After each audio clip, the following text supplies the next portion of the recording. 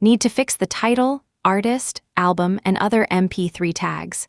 This workflow is useful when a player shows an ugly file name or missing song information.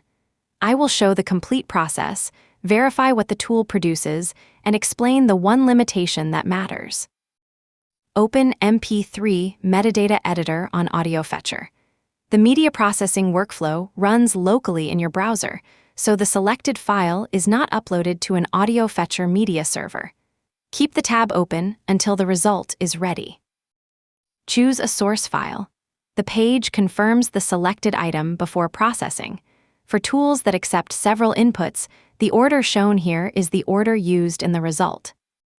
Enter only the tags you want to preserve in the finished file.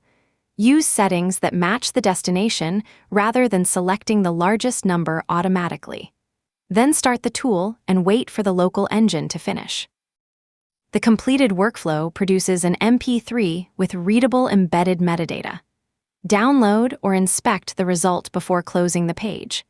The automated AudioFetcher test suite also opens this output with FFprobe and verifies its expected stream properties.